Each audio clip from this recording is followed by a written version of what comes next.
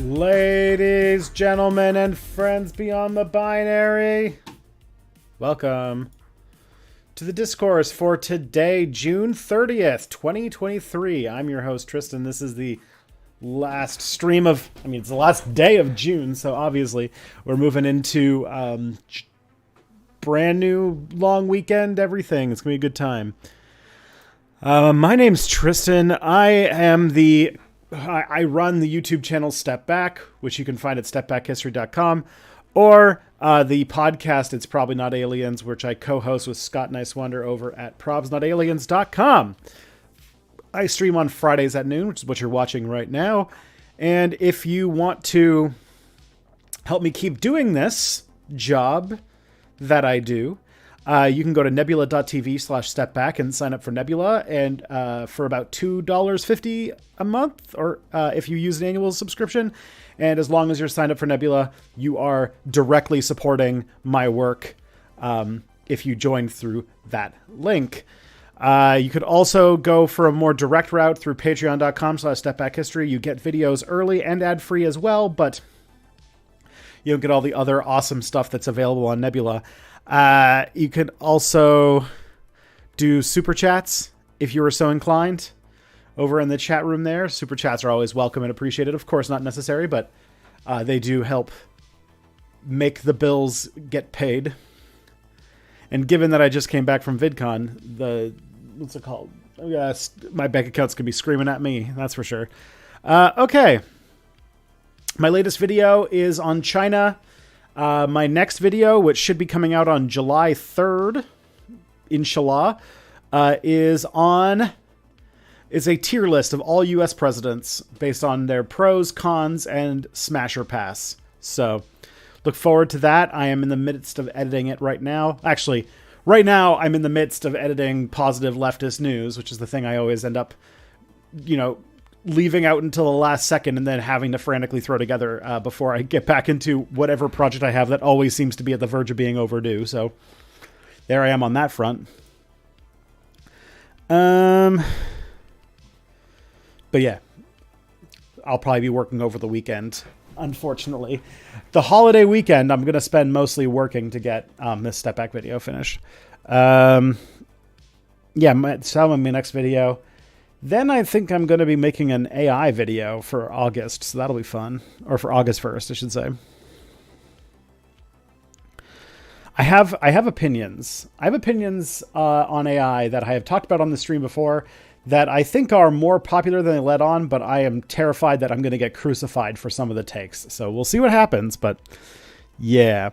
If you want to submit questions for future streams, I'm going to put a link in the chat for you to sign up and submit questions for me to answer during the stream. I've got a handful, but not a ton, so it's very likely I'll get to it this stream.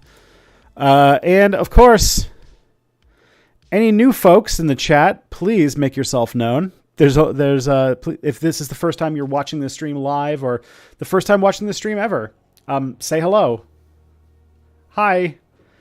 Because we have a really cool community here that hangs out, and I very quickly just become entertainment in the background while the real conversation's going on in the chat. So please make yourself known and join on in.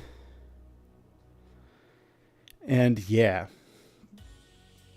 that's a good way to do it. And I think that's everything. You can kind of see there's a cat in the corner there. Kind of. All right. On that note, now that we are good to go, it's noon. We are streaming. Let's talk about... I ate beans. I had some beans to get myself through this. Hey, Vinayak Lee. Hi. Hello, I am an Indian communist student. Sweet. Good old. Are you from Kerala or West Bengal or one of those either communist or formerly communist states in India? Either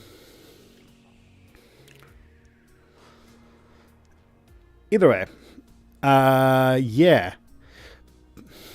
Is everyone here? Who we got in the chat here? We got some people. We got Pim, Classic, Andrew, nice, the Orange Man, the person with the Dutch name who's not Dutch, and the person with the not Dutch name who is Dutch. We got those two. We got one of the coolest names I feel like I'm going to steal for a comic book character someday, Betsy Blackbird. That is such a good name. Holy shit. Vinayak, Philip, Tarbox, or Tarbo. Yeah. You're from West Bengal, nice. Vinayak, one of my very closest and dearest friends who lives in the city is from Calcutta, or the Calcutta area. So I'm very familiar with West Bengal, and by that I mean I'm vaguely familiar with West Bengal, as she's talked about it. I'm Polish NATO enjoyer. Oh boy. This is going to be an interesting time.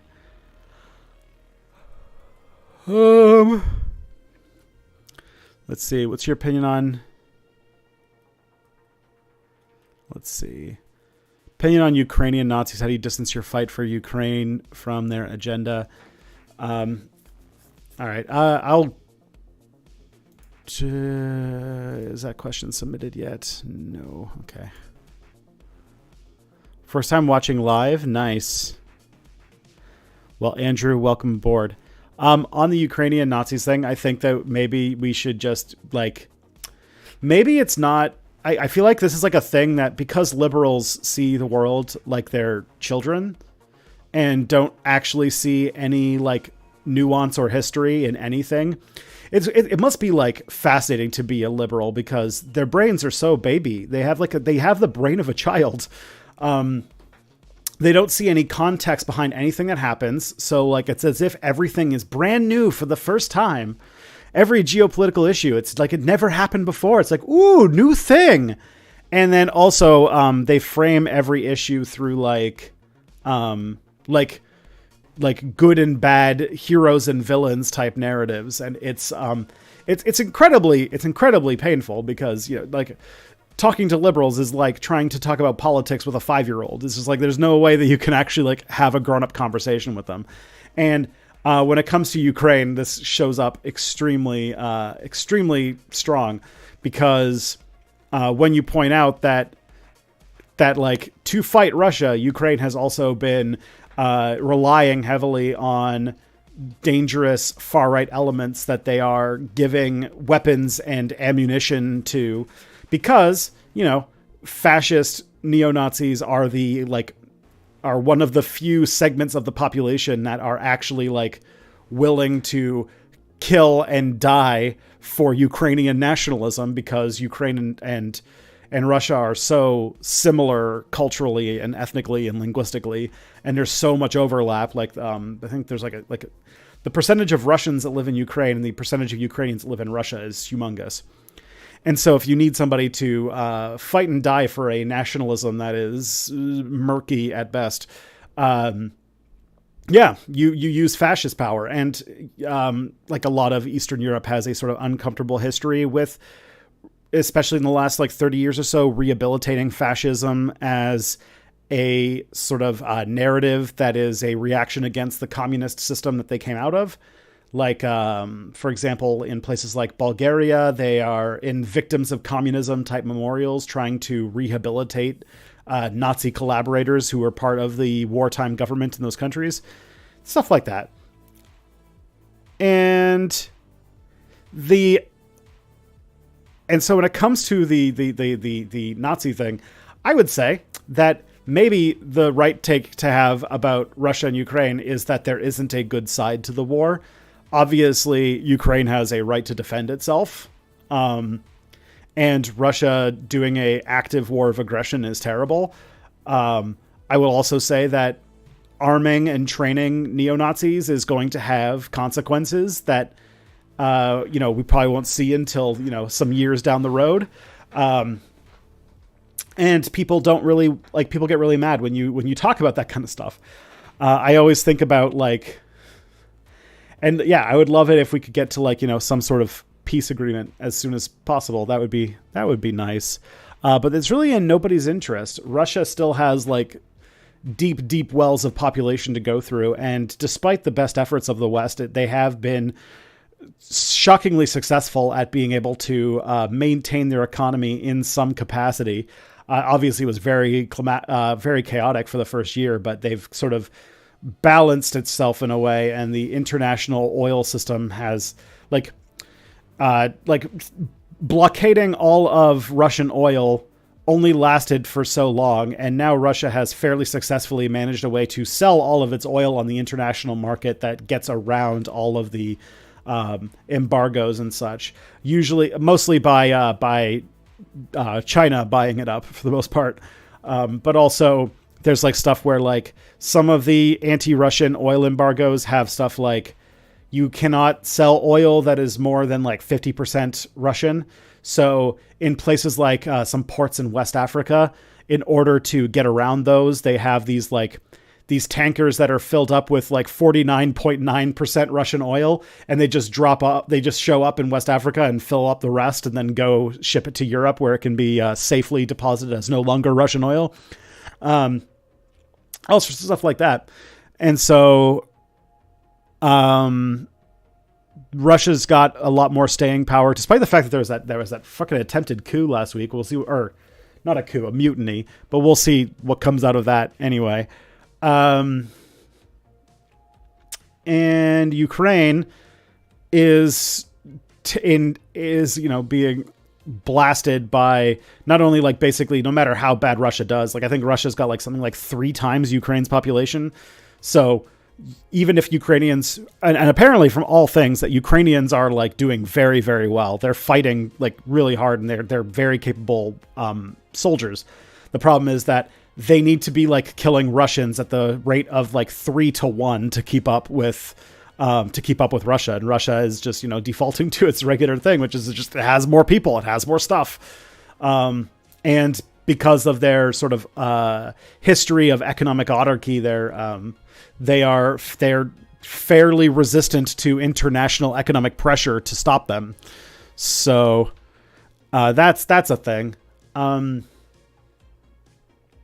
Yeah, I don't like war.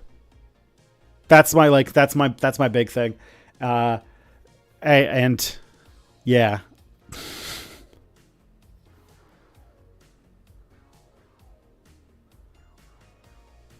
We'll see where things go.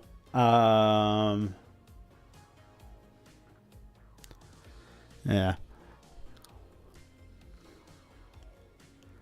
But unfortunately, America's attempt to isolate Russia has been complicated because of stuff like the fact that they've been able to rely on their allies in China and Iran and India, and what the West is quickly learning is that Beijing's, like, being a friend of Beijing means that you can tolerate pissing off the West and not necessarily completely collapse for it. So Ukraine-Russia war is the most black and white war I could think of since World War II. Very complicated thing to say because there's a lot of I don't recall there being a whole lot of Nazis on the Allied side of World War II, but that was just me.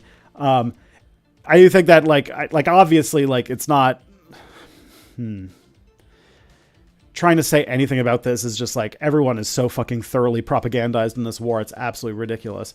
And so any try to conversation that involves any sort of nuance just leads to chat looking like that. But yeah, Ukraine, we do have to kind of deal with the fact that, and as somebody who was a researcher of far right hate groups, everybody was saying right up until February of 2022 that Ukraine has this serious issue where Western, especially European far-right neo-Nazi groups are sending people to Ukraine to fight in the Donbass region, where Azov would train them in the weapons and tactics to do far right terrorism. And after they had like become veterans fighting the war over there, they then go back to Europe and sort of bring their stuff with them. And that was a thing that every far right researcher talked about right up until February 2022. And now we can't. Now it's you're not allowed to discuss this subject. It's banned. You're bad. You love and want to kiss Putin on the mouth if you ever mention this. And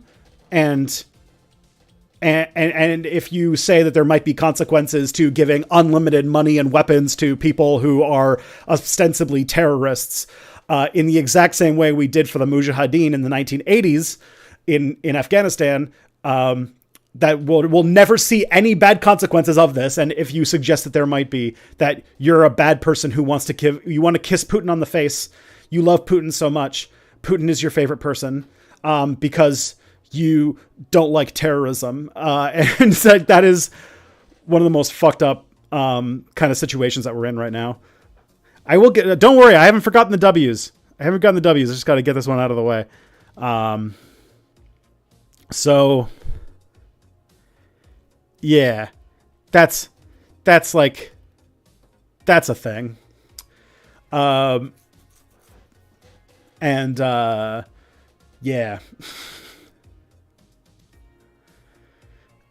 It turns out that, and unfortunately our liberal baby brains can't really figure this out. Both sides of a war can be bad. One side of a war can be right and wrong on like whether or not like obviously if I could like if I had the power of God to be able to like decide the fate of the war right now, I would want Ukraine to retain its autonomy. I also know that that's not how geopolitics works, and I don't have that kind of power.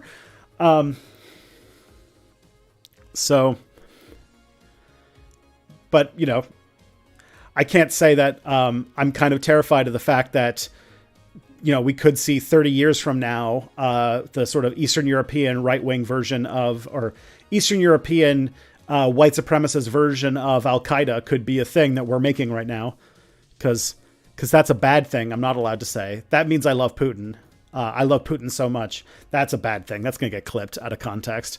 Because Putin is a fucking right-wing authoritarian demagogue who is weaponizing conservative politics in order to and like sort of the right-wing backlash against the communist system of before, to essentially put himself in absolute power. And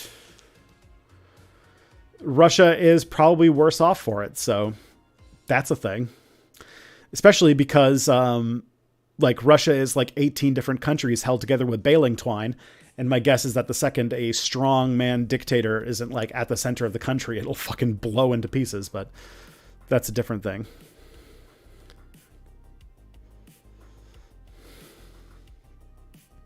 There really are Nazis on both sides of the conflict. Yeah, that is also a factor. There are Russian neo-Nazis as well. And it's very obvious if you look at like stuff that's happening on the ground that Russia's like, you know, anti-Nazi casus belli for invading Ukraine is paper thin. And it is not an authentically held belief at all.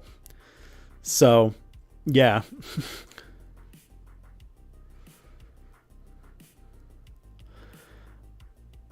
There was another question that someone said about the difference between liberals and socialists. I think that's a pretty good question to chew on too. Let me see what we can see in here. Leftist gardener and artist up to my elbows in compost currently. Awesome. That's good. I like that. How would you respond to the question about what's the difference between a socialist and a liberal? Socialists have a theory about how of how politics works. Essentially, different classes of society have economic interests, and there are fundamentally two major classes of society that have economic interests in diametric opposition to each other, and neither of which can get their way while the other succeeds, and that there's no reconciling that conflict. There's no signing a deal or working out a peace. There's only going to be one class defeating the other. And if you understand history as sort of this this constant tension between a class of people who have access to all the resources and the people who do all of the work, all of a sudden history makes a lot more sense. But it does seem that like liberals, especially because like there's a lot of people who started following the news like, 7 years ago or something, and their entire framing of politics is based around essentially like the liberal freak out over Donald Trump. And they frame everything through that. And there's a lot of work, especially by like liberal politicians, to frame everything in a sort of good guy, bad guy story.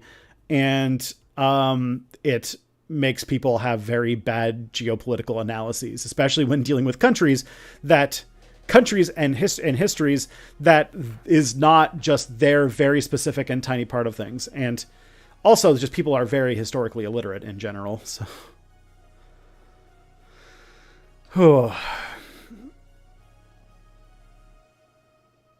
But yeah, it always feels like when I'm dealing with like, hardcore, like liberals on Twitter and stuff, it just feels like you're talking to children. It's so annoying. Prigozhin wanted Putin to fire a particular general, the general to resign, not overthrow Putin. That is correct. You are right, Nadia. It was a mutiny, not a coup.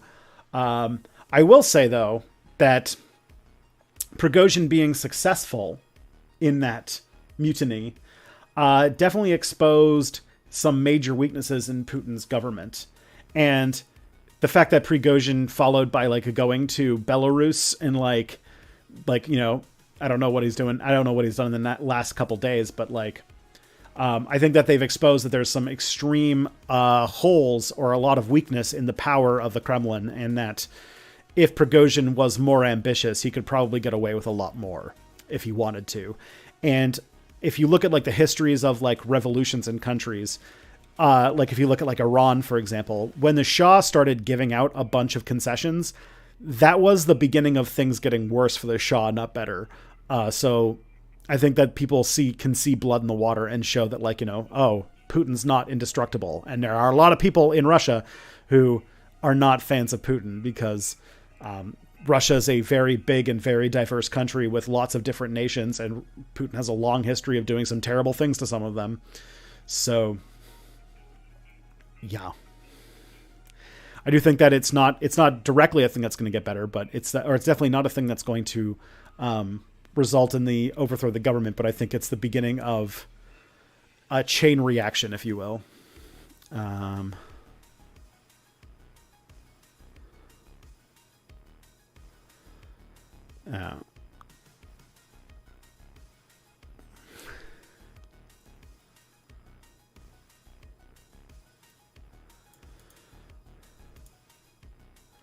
How big of a problem are Nazis in Ukraine, in your opinion? That's hard to tell, honestly. Obviously, it's a big enough of a problem that the Ukrainian government can't seem to, like, post any, like, look at our brave troops pictures of them without having to, without, like, having to remove some of the pictures because there's, like, swastika tattoos and stuff on them, so...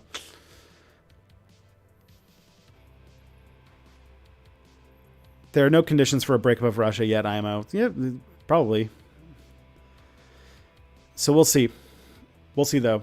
I think he's going to have to, after what happened, he's going to have to do something to demonstrate that he is in control, or else there are other people besides Prigozhin who might be ambitious. And also, Prigozhin showed that he has a personal army that is large enough that he can force the Kremlin to do what he wants.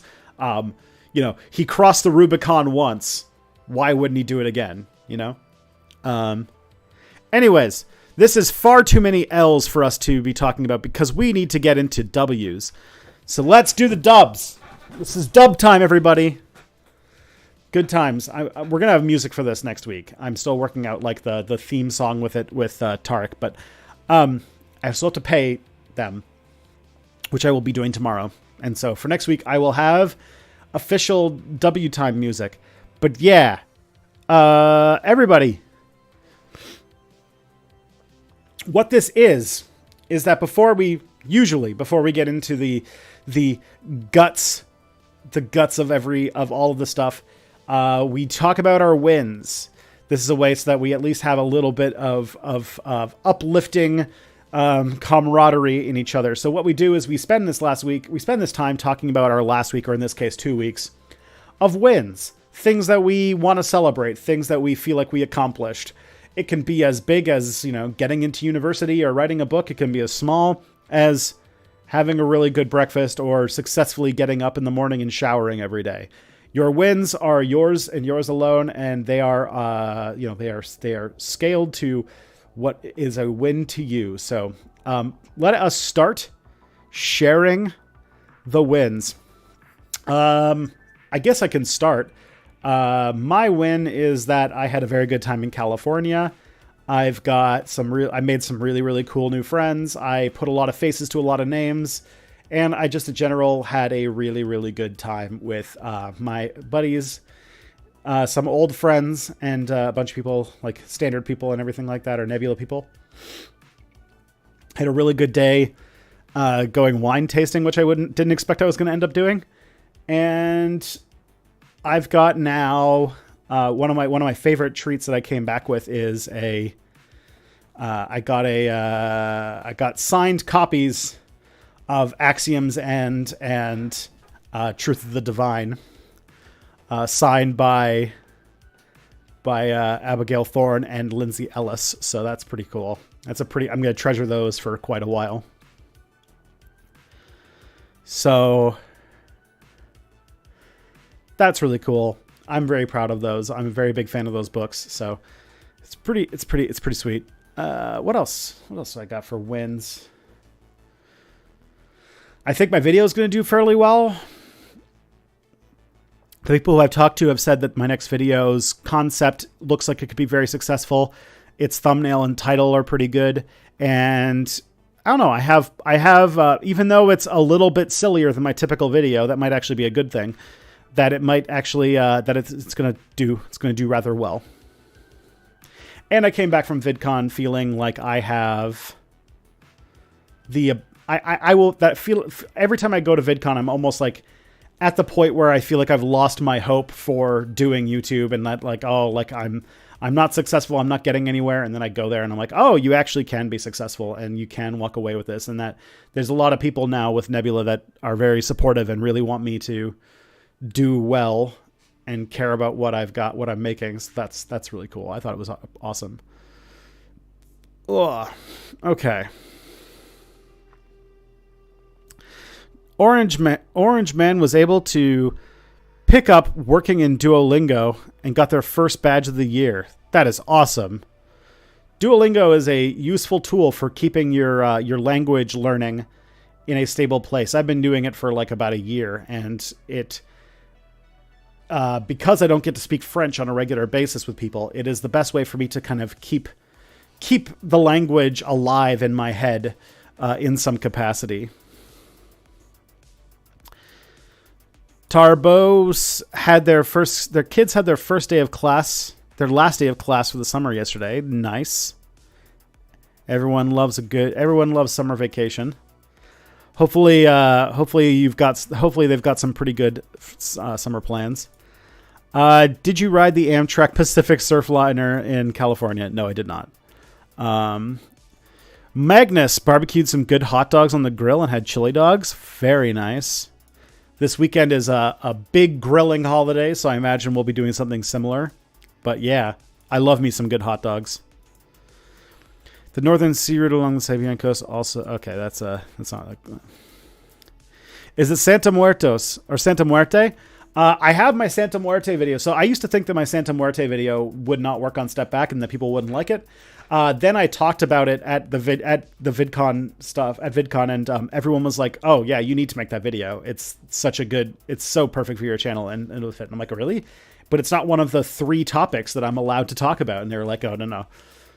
What's it called? Don't let your audience keep you hostage. Like, make that video. It'll do really well." And so I'm like, okay, I guess I'll talk about Santa Muerte in a video in the future. So that'll be really fun. I was wondering that I'm in a restaurant that has Ancient Aliens playing. It seems like it's about a fortune teller that predicted 9/11. Oh, it's probably about, what's his name? Freaking Nostradamus. Usually the guy who they claim predicted 9/11 is usually not Nostradamus. My girls have some summer camps lined up. Nice.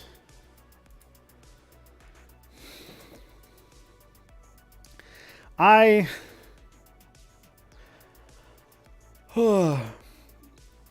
haven't had to deal with summer childcare yet, because my kid is like 18 months old, so I don't have to.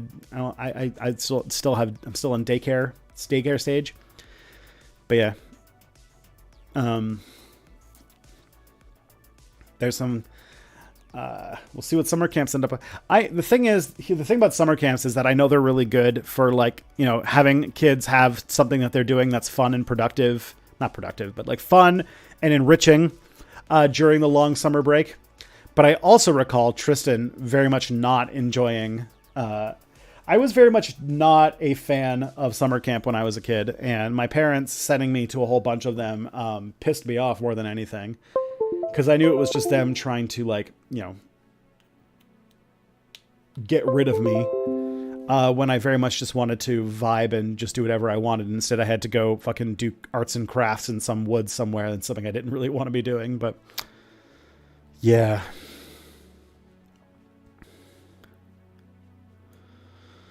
Okay. I made an appointment at a psychologist last Monday.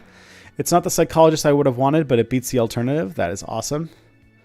Betsy found a great source for plastic and metal barrels nearby, which puts me on an affordable road to several homestead projects. Ooh, you doing rain collecting? I've considered doing rain collecting. Or maybe you're gonna cut them in half and make, like, garden beds or something. Does remind me that I do need to make, like, I need to do raised beds. Next year I will not have a toddler. So, my toddler will be old enough that I can actually do some stuff, and I might actually get those raised beds that I keep saying I'm going to get. It's not the most lighthearted W, but I avoided eviction and also got my power turned back on after not being able to afford it. Sweet. We love electricity and housing. Glad you were able to stay. That's great.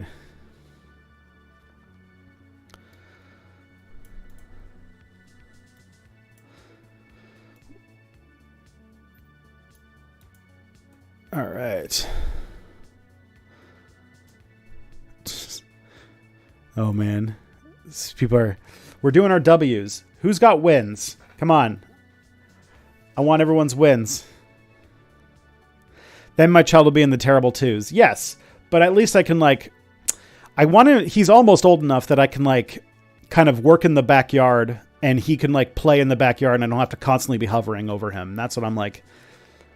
We're already getting to that point where he can kind of just wander around the backyard without me having to worry about him getting hurt.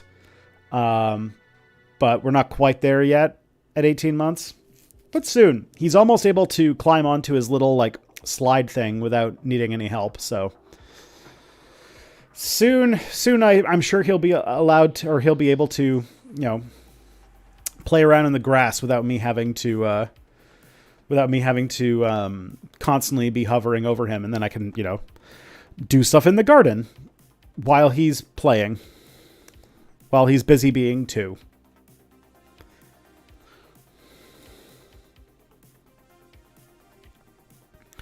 Going to start making a couple into rolling compost bins, then later water filtration. All good ideas. I have a rolling compost bin that was left here from the previous owners of the house, and we do not know how to make it work, to be honest. That's our main thing that we're, like, we haven't figured out. We have it, but we haven't been able to make it compost.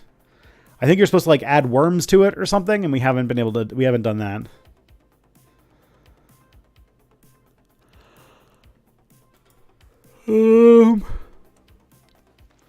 W, Nadia did well in the mid-year exam for your first job in 11 years. Fucking A, yo. Daniel's W this week is that the weeding continues. I filled another greens barrel and freed my apple sapling from the 5-foot weeds surrounding it. Ooh. Apple time. Now, are these, like, what should I say? Like, apple trees can be tricky.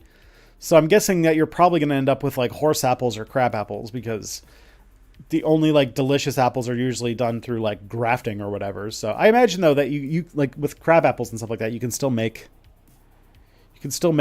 like apple pies and stuff with them. So you'll be all right. Drink an ice cold blue Gatorade this morning and a vanilla protein shake. Sweet. Close encounter with a cougar last week. Was this in the woods or like at the Dollar Drinks bar? Oh, was it fun or was it like scary? Started moving about a ton of granite out of my garden by hand to make way for a compost hemp heap. That's cool. Actually, something vaguely resembling a front porch, so I may put down some plants. It's very relaxing. 2 is fun because they're little scientists discovering everything, but they're all overly brave and have no perspective of how much bodily harm that could incur. Yeah, that's fair. It's particularly creative for tart, delicious pies and applesauce. Yeah, perfect.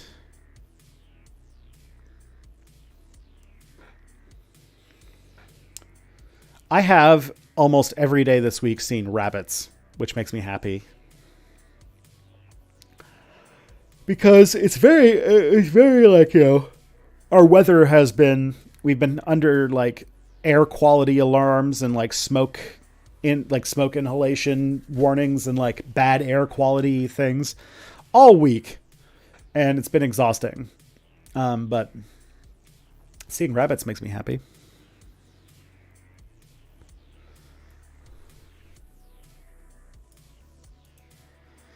So I gotta get worms.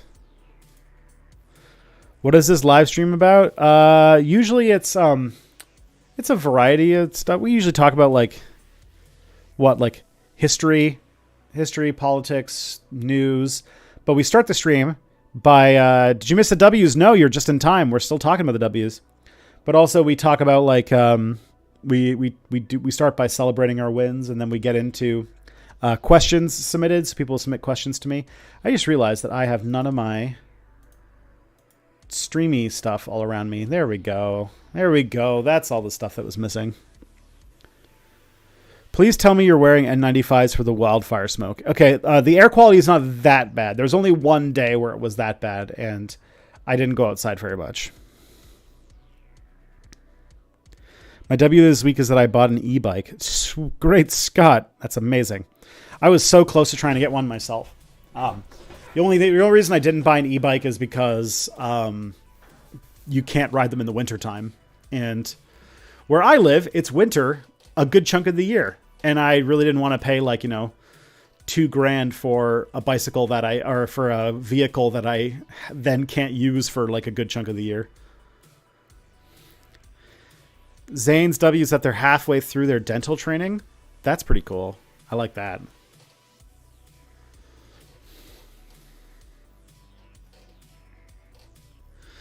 The e-bike thing is also going to be complicated by the fact that the city I live in is not very friendly to bikes.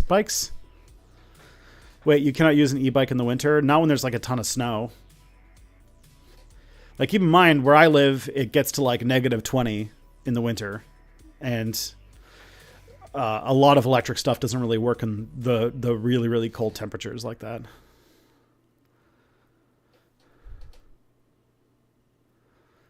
And also, it's also just the fact that that like London is not very cycling friendly. So the roads are not really conducive to riding around, even at the best of times. And in the winter, it's even more treacherous.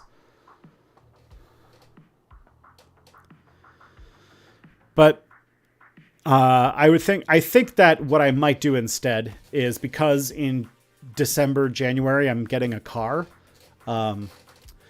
As a surprise, I have a friend who's giving me his car because he's moving to Australia. So I might just get a regular bike, you know?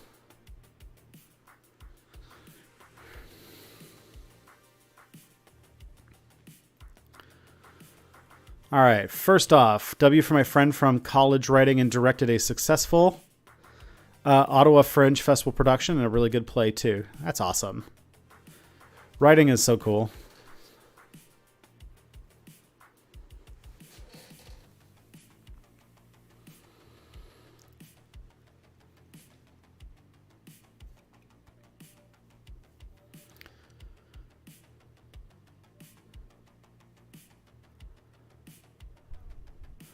In Edmonton at -40, the lubricants become so thick that biking becomes a more aerobic workout.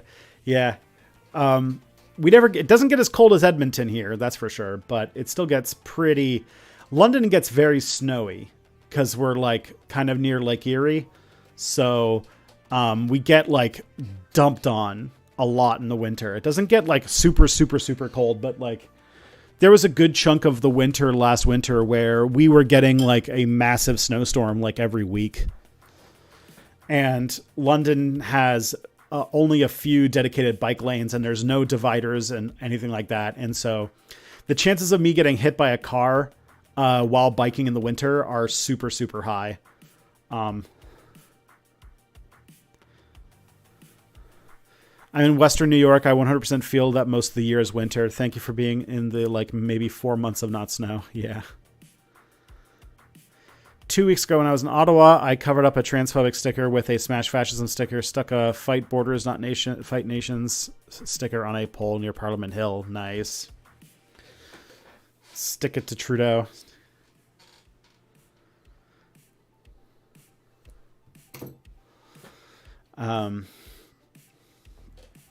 Yeah.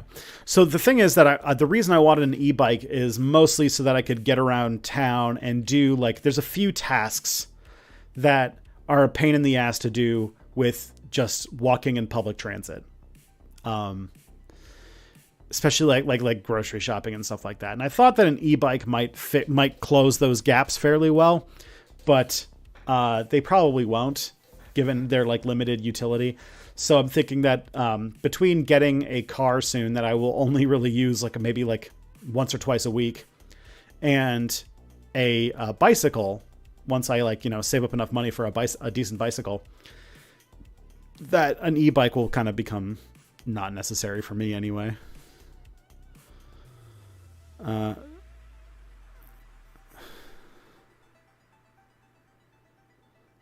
Let's see. I got a toddler seat for my bike so I can take my 2-year-old with me, and she loves it. Ooh, that's pretty fun. So I can tell I'm like way too cautious of a parent. I'm like, I'd be terrified to do that, but that's because I'm overly cautious, not because I think that's reckless.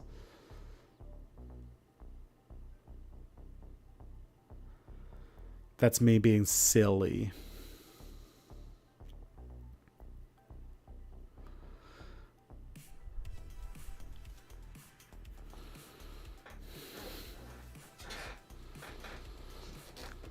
My win is that I sent the first draft of a course on occupational health and safety for new immigrant workers to my clients. Nice. We love it. We love winning. So much winning is happening right now.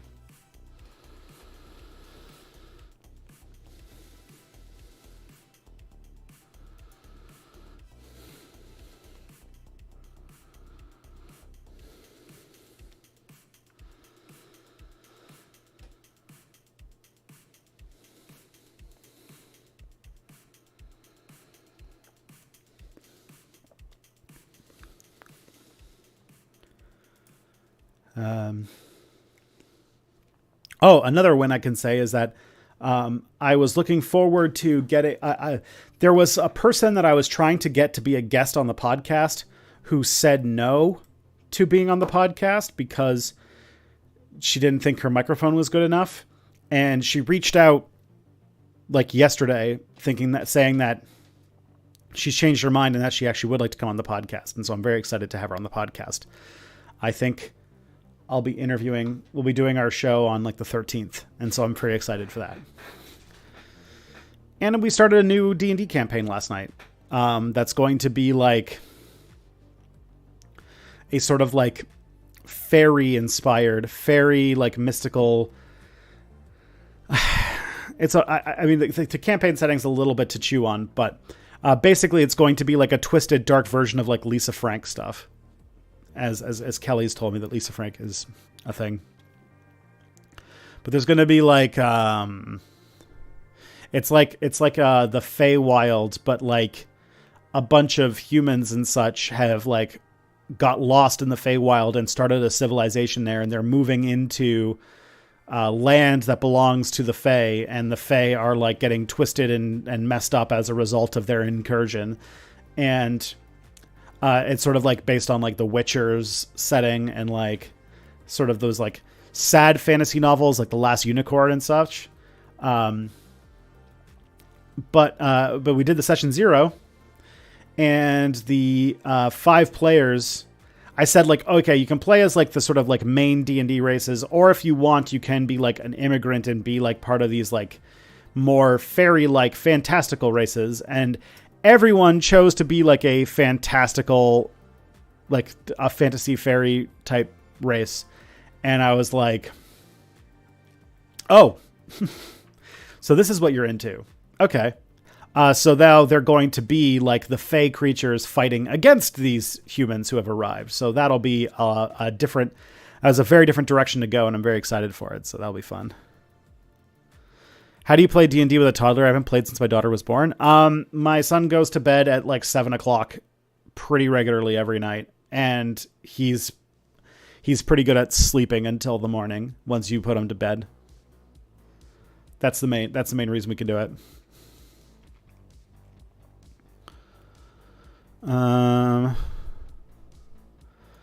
I finished an art piece for my TTRPG group for the characters from our current party, and it's best digital art I've done so far with proper shading and everything. Very nice. Good stuff.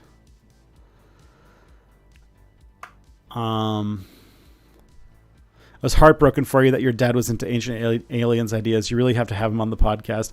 For real. I did talk to my dad last week, and I mentioned this podcast thing, and he said that he was mostly like yanking my chain, as he would say. He was mostly messing with me.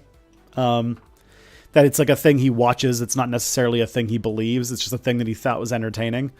And that mostly him taking it seriously was him basically trolling me at that event, at that dinner. So yeah, there's that.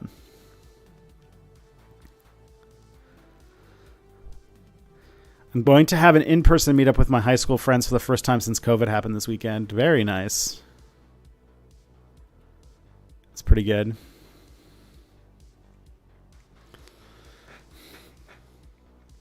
Yeah. My son goes to bed at like 7:00, and this morning he slept in until like 7:15, which was luxurious because I woke up and did a bunch of like video editing, which means that like, my weekend this work weekend that I'm having is going to be at least like 45 minutes shorter. Alrighty. Do we have any? All right.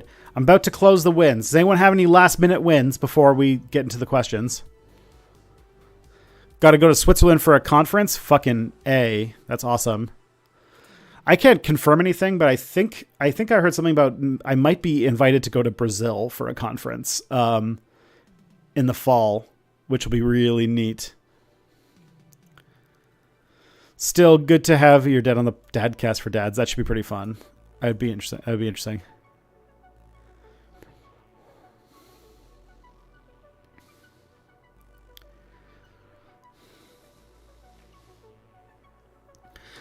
At this point in my career, I have a general rule, which is that if anybody is ever going to expense me travel, I'm going to take it because with the amount of money I'm making right now, I am not going to be able to afford to do a lot of traveling.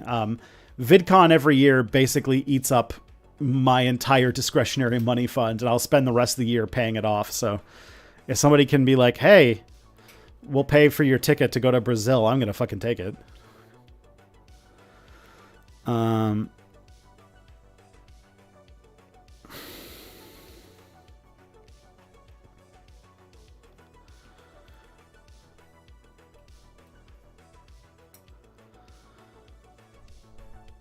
Bedtime for us is 8:30, and it usually involves going in a couple times to put her back down.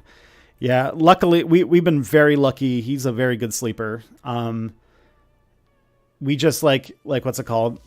My wife takes care of putting him to bed. General rule of thumb is I'm primarily the parent when he first gets up in the morning, and like because my wife likes to sleep in, so I get up with him when he wakes up in the morning. And like I make him breakfast and we do a lot of that stuff. And then then my wife takes over after dinner and basically does the stretch from dinner till bedtime. So that's like our sort of division of labor. And he pretty reliably sleeps in until like at least 6. 6 is like the earliest he gets up now. And he goes to bed at like 7-ish.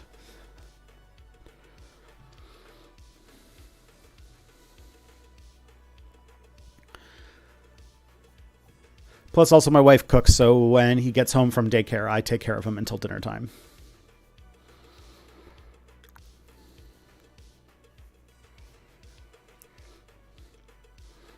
Like last night when Kelly was barbecuing chicken and I was in the backyard sending him down the slide over and over again.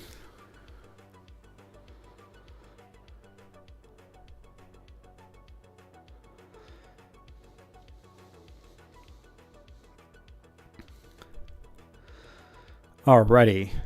I guess we should actually get into the discourse questions now.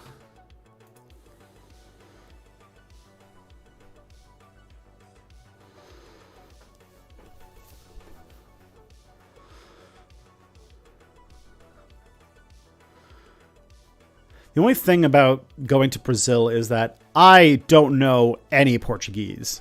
My Portuguese is non-existent. It's like the only European language that I don't know even like a single word in.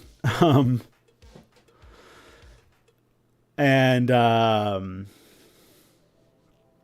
so I'll have to like give myself a crash course in Portuguese to go there, I guess.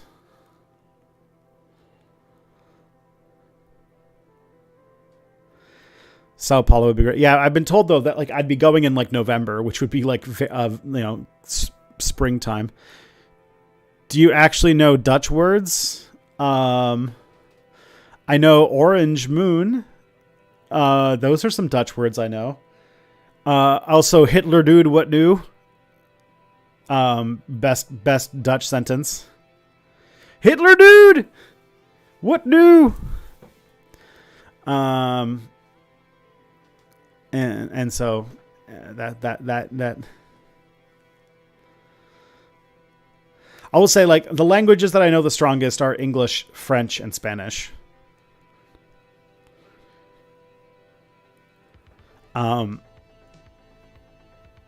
So that's it.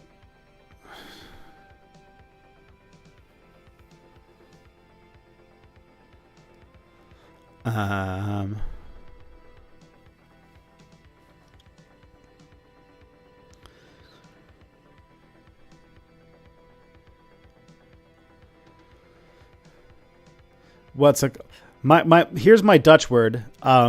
Bread with chocolate sprinkles on it. That's Dutch, right?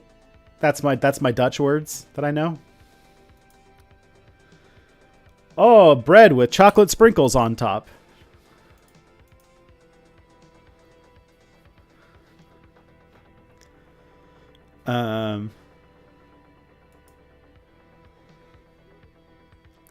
So that there you go.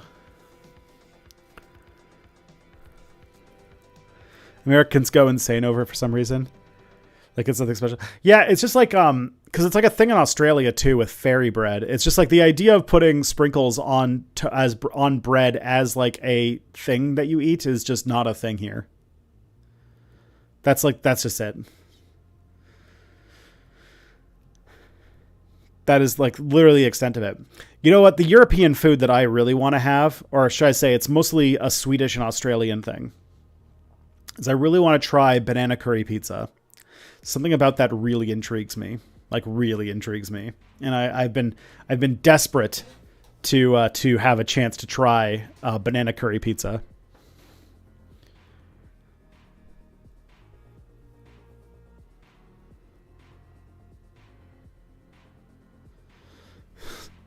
Sprinkles make everything gayer and better. Yeah, it's pretty true.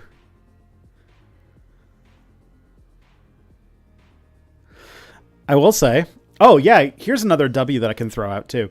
I've started getting really into having Vegemite on toast. It's very tasty. like Vegemite with butter on toast. So good. It's so good. I'm probably gonna have some after the stream because I haven't had lunch yet. So, which like in 2007 when I was like 18 years old, I hated Vegemite on toast. I thought it was gross. And because I was like trying to gear up to move to Australia, and they ever gave me the thing, and I was like, don't like it. Then I had it recently, and I was like, okay, I see your value, Vegemite. So the Australians aren't here because it's the middle of the night where they are, but hopefully they appreciate that.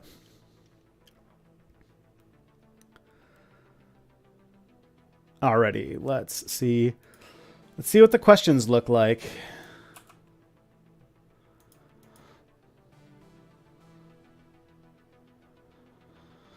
Alrighty. I have a rude question, so feel free to dismiss it if you want. We'll see. If you use ChatGPT for to example summarize a study, do you double check its results? I'm asking because I've seen a few cases now where people do similar stuff what you are doing, and they found that ChatGPT has made errors and just made stuff up. Yeah, what you're talking about is a process called hallucination. So I've talked a lot about ChatGPT and AI in my process of making videos and doing work. And one of the main things I use it for is summarization of sources. And this is like a more complex thing, obviously, but yeah, this is another case where like a lot of the people who like kind of hate ChatGPT as like a tool try to dismiss it by saying, oh yeah, it like hallucinates, and it does hallucinate. The answer, there's two answers that I can give you on this one. One is that do I double check its results? To an extent, because I also I read the articles. I don't just like summarize the articles and not read them. So there is that. Two, if you want to prevent hallucination, the best way you can do that is to make sure, like when I summarize stuff in ChatGPT, I tend to only do it if I can put the entire article in there. Like I wouldn't just be like, summarize this subject for me, because that is a recipe for hallucination. But if I can paste the entire, like if I can write as a prompt, hey, summarize the following into its major points, and then copy and paste the entire article, that is a thing that ChatGPT can usually do pretty well. Is this problem really called hallucination? Yes. Artificial intelligence technology, large language models, when they make up information that seems like it's either nonsensical or it is like they're completely making up wrong stuff, that is called hallucination.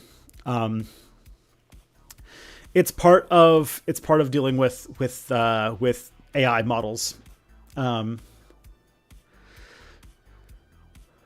And so there is that. Ooh, someone started wood carving? Working on their second bunny? Nice. Makes me want to I have a 3D printer that it was sort of like one of my ADHD hobbies. And I never really, after the baby's been born, I really haven't had much of a thought to pick it up again because it creates so much freaking fumes. But I want to get it to work. I want to make minis for my D&D games. I probably should have thought twice before buying a resin printer, is my major problem. But I want miniatures to play D&D with.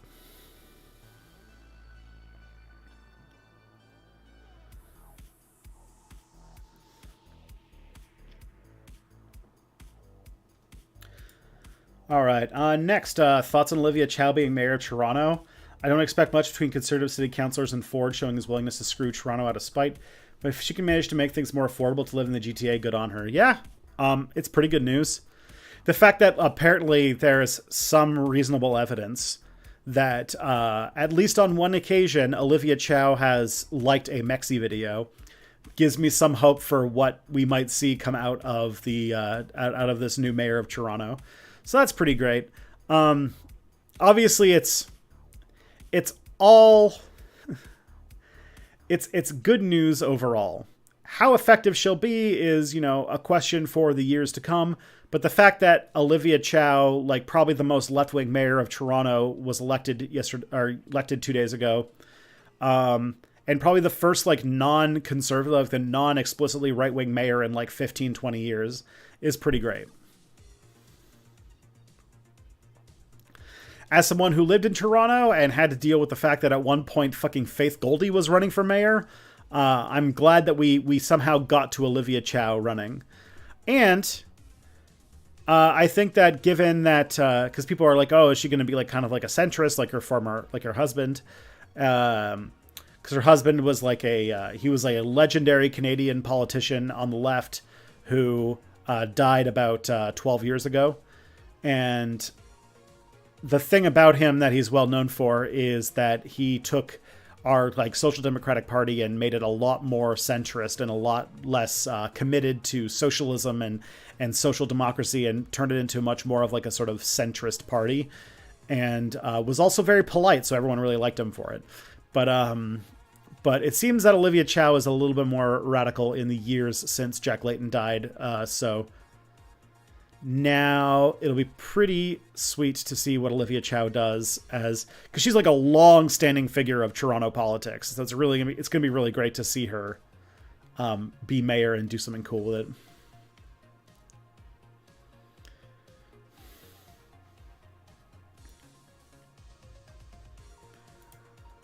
But yeah, Toronto is like suffering from being an extremely unlivable city. So anything that she can do to make the city like actually livable would be great.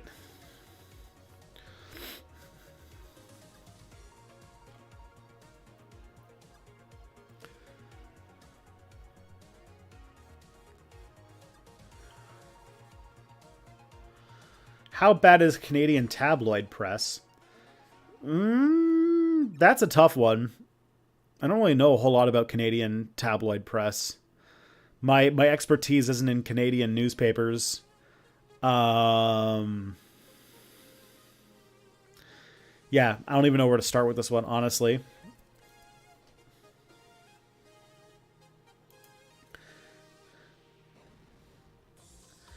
All right, let's see what we got next. A while back on the It Could Happen Here podcast, host was talking about Japan. They speculated that if your country is on an island and takes up the entirety of said island, it's easier for your country to become xenophobic and isolationist because you don't have to interact with the foreigners as much. They use the UK and Japan as examples. You think there's any truth to that idea? It's possible. Oh yeah, somebody's pointing out. Yeah, there is Ezra Levant. That is true. Ezra Levant is sort of the Canadian version of Andrew Breitbart, and he started a website called The Blaze, or Rebel Media. Yeah, I think he's in charge of Rebel Media, which has launched several Canadian right-wing shitheads into their popular state, and that has ruined a lot of things. Is it as large of a source? I mean, people like Ezra Levant and like Rebel Media are like, it's very explicitly known for what they are, you know?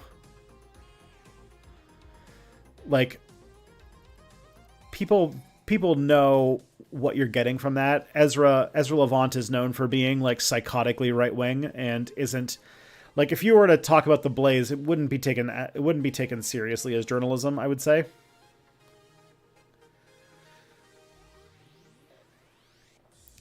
Keep in mind that like, and I feel like this does help us quite a bit, is that our conservatives in Canada, we have like a strong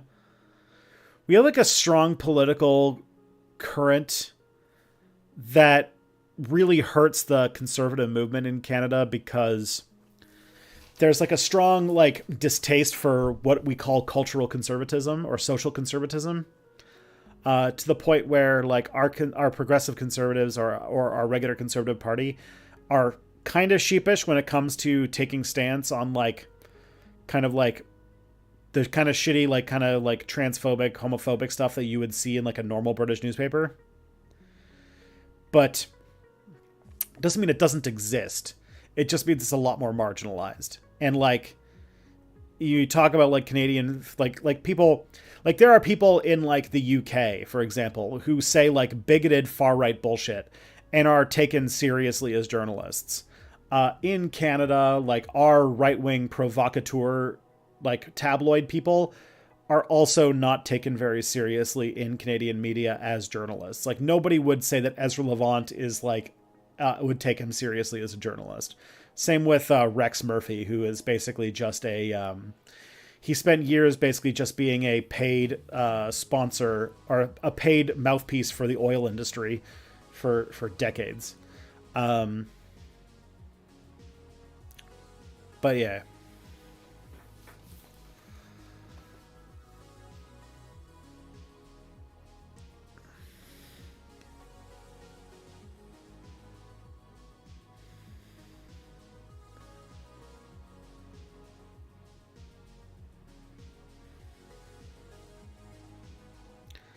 Blaine Higgs just rolled back trans rights in New Brunswick.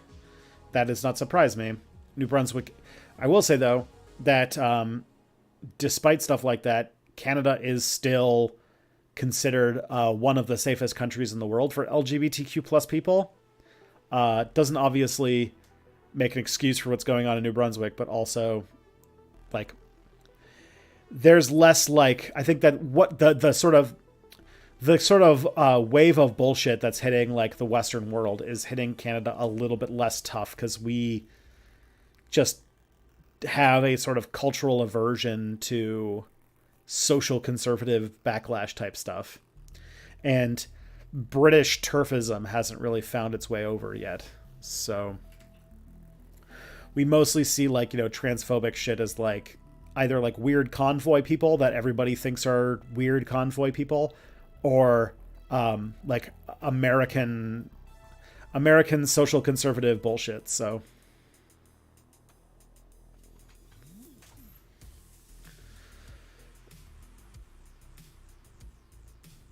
but Canada also like there are countries that mark higher, but we typically mark as one of the most LGBTQ plus friendly countries in the world, which I think is a good thing, honestly.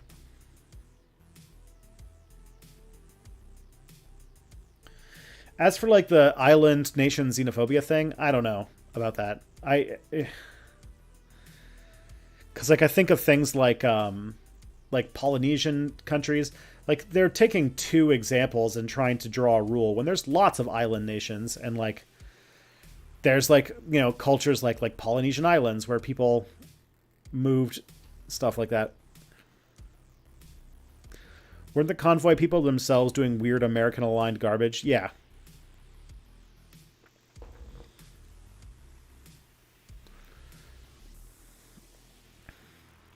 Like for example, on the Canada thing, like like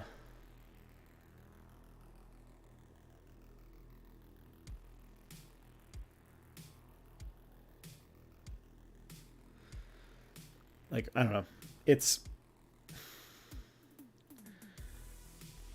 how do I express these things?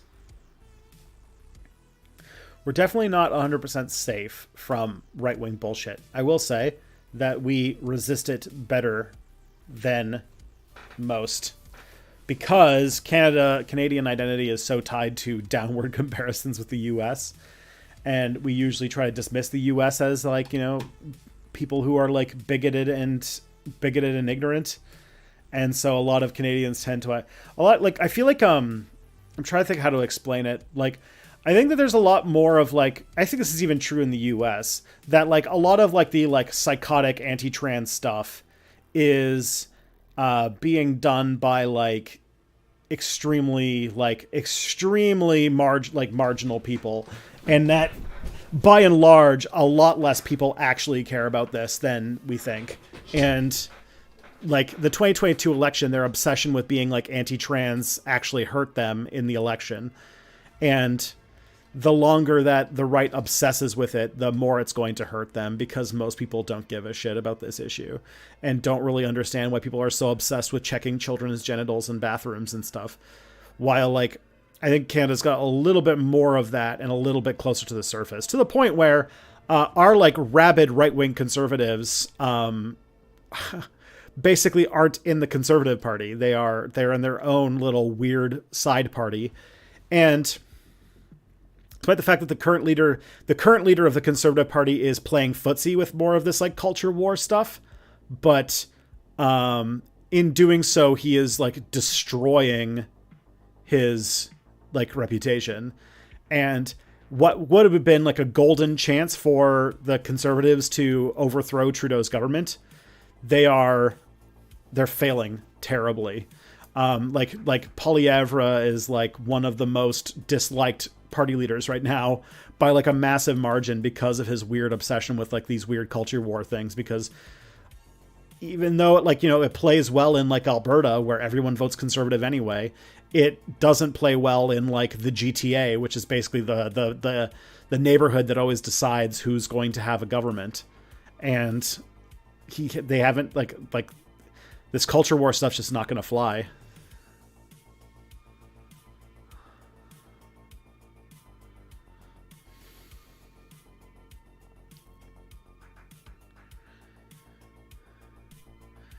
There's huge money behind it. That is true, but it doesn't seem to be, like, the thing is, like, money doesn't necessarily mean it's going to work. But you remember people saying Trump was going to lose because he looked bad. We don't have the Electoral College to deal with the same issue. Like, the fact is, like, actually the last two elections, Conservatives have won the popular vote and lost the election because of our way of doing districts. Conservatives are so heavily concentrated in the West. Like, conservatives, like, the Conservative Party really, it really, like, if you were to, like, take a vote of every single Canadian and have them say who they wanted to be leader, you would have more Conservatives than anybody else. But the problem is that, like, a lot of it, like, ends up being, like, yeah, it's a per riding first past the post. Yeah, exactly. So, like, in places like Alberta, you'll find that, like, Conservatives win with, like, 80-90% of the popular vote, with, like, different in some districts. But, like, Liberals are very good at winning, like, you know, in three-way races, winning with 34% of the popular vote, or, like, or like, you know, sort of coming out barely on top. They just barely win in a lot of districts, and that's how they always win elections. Scored a half ounce of some really good weed for cheap the other night. Very nice.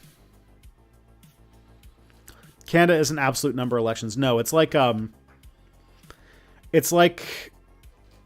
thinking the UK is like this, I think. The country is broken down into a number of ridings or districts that are drawn up to represent about 100,000 people each.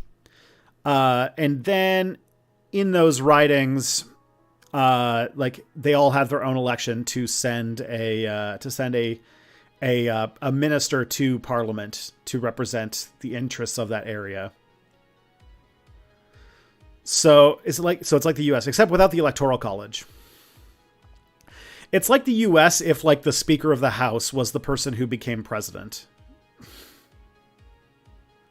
If that makes sense.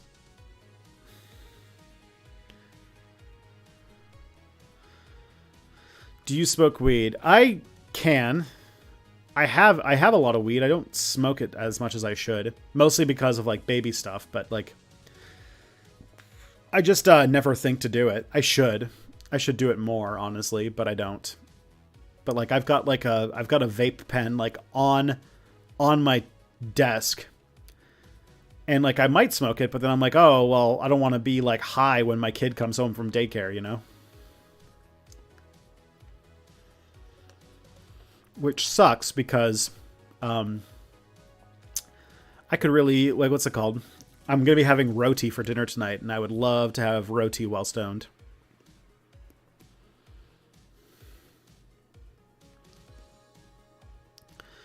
Never understood how the Electoral College works. The way that it works is that every state has a amount of votes that's based on how many combined congressmen and senators the state has.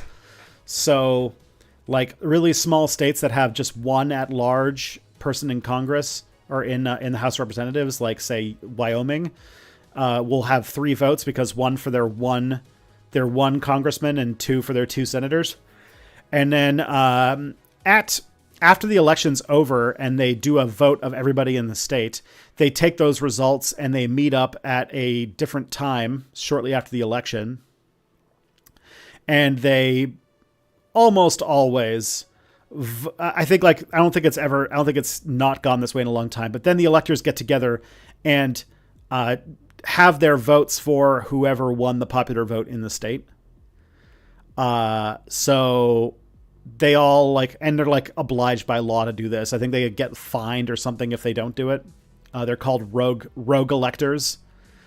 And they'd have to pay $1,000 fine or something if they don't vote the way they're supposed to. But states have a rule where you have to if you're an elector in the Electoral College, you have to vote the way that your state voted. And then you go to Washington to count all the votes, which is and then once those are all counted, you find out who won. Which it sounds like the thing that makes it less democratic is the fact that in very rural states where you have where the fact that 2 senators means that it drowns out the amount of Congress people you have, that results in states that have very low populations being very overrepresented, and they get much for example, a vote of somebody in Wyoming is worth 600 times more than somebody in California, because U.S.'s electoral districts or U.S.'s insistence on using senators sort of skews the number.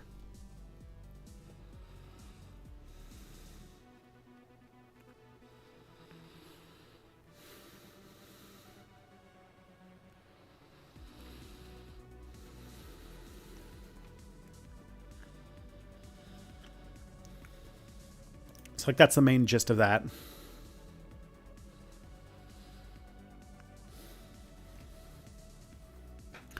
It's a silly system. And for example, one of the things that they're planning on changing is by doing the interstate compact. So if you guys followed this, this is several states have signed up for this. And essentially once the interstate compact has gotten to the point where they represent more than half of the Electoral College, America will instantly switch to being popular vote, because what the interstate compact is that there's this going around thing where states are saying, hey, all of us have agreed that we're going to vote for, no matter how our state votes, we're going to put all of our Electoral College votes for whoever won the popular vote. And I think there's 13 states or something that have joined this compact. And if they can get it to the point where 50% plus of the Electoral College votes are all pledged to vote for whoever won the popular vote, then you would never end up with something like Trump's first election or George Bush's first election ever again. Because those two had victories where they won the Electoral College, but they didn't win the popular vote. And so we'll see how the compact goes. If I remember, last I checked, and this was admittedly a while ago, but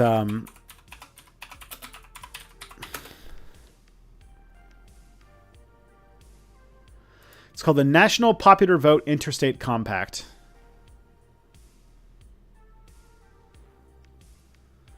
And currently at the moment, it has 205 Electoral College votes pledged to signed up for it, and there are 74 Electoral College votes pending legislation.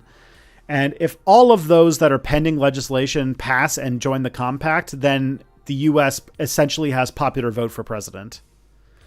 The only problem is that you would need to get let's see what we got here: Maine, South Carolina, Georgia, I think that's New Mexico, Nevada, Alaska.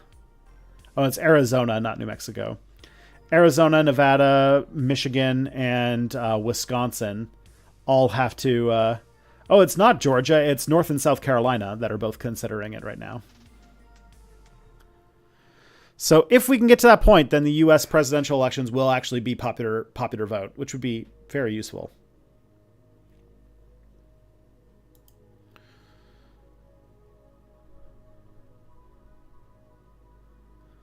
So that's really fun. Supreme Court would find a way to declare the compact unconstitutional. Technically, no, this doesn't break any of the rules. All they are really doing is agreeing to be rogue electors, as I mentioned, which breaks norms but doesn't break the law. And furthermore, it also doesn't break rogue electors are allowed. And they've been a part of the American presidential elections since the beginning. They just pay a fine, if I remember correctly. I mean, if you're rich enough to be high enough in a political party or a government, $1,000 is nothing to you.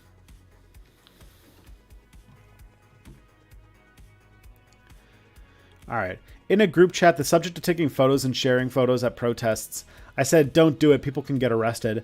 But another person said the media and cops are already recording it anyway, and that there should be evidence that people support these movements and for the purposes of posterity. Where do you fall on this? I kind of agree for the idea of posterity for sure, but you don't need to publish it. That's for sure. If you take pictures, so there's a couple things where things get complicated. One, if you are going to take pictures, you should have definitely very good data hygiene, which means that you should be taking it on a device where if the police confiscate it, they can't just take the pictures off the phone. So if it's on your phone, make sure that it has some sort of biometric lock. And that if you do take pictures, that you should be able to anonymize them in Photoshop or something like that. But for the most part, yeah, don't just go publishing things, because I do think that even if the police are recording, the only thing you are doing by publishing this stuff publicly is helping them, because they might have not gotten a picture of somebody's face, or they might have gotten it from a different angle. And so facial recognition software would work better if it had multiple angles. And if you provide one, then there you go. So at the very least, even if you're not stopping the tide, give them less data to work with.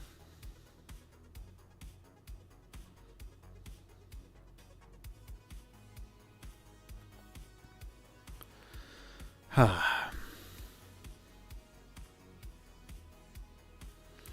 that's actually all the questions I've got.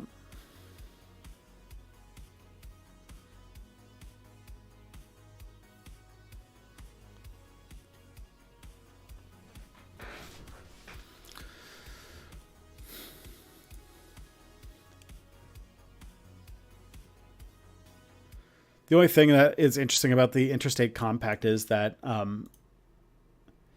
because basically, with the exception of 100 or something plus years ago, there has never been a time where the popular vote versus the electoral college results have benefited anybody but Republicans.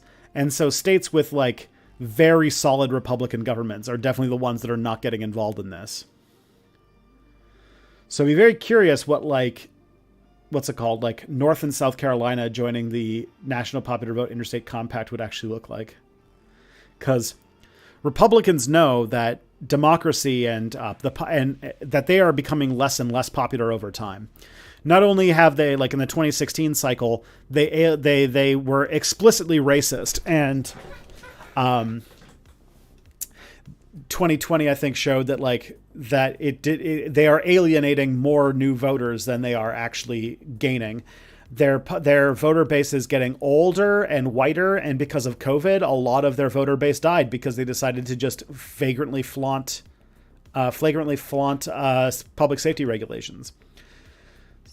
Furthermore, their last attempt to be relevant, where they decided to try and latch onto transphobic hatred, really blew up in their face, and the 2022 election looked really bad for them. So we'll see. The Republicans basically have to cling to weird procedural anti-democratic measures in order to even have a chance of staying in power in the long term.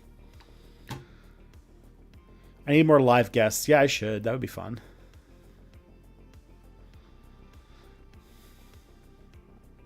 You haven't gotten to the weekly Star Trek chat yet. Yeah, I mean, What's the main thing that I would say is like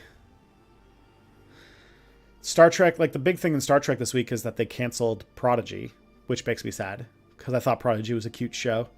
I was excited to introduce my son to Star Trek with it when he got a little bit older, and now it's canceled. There is an effort to try and save it, but it does seem like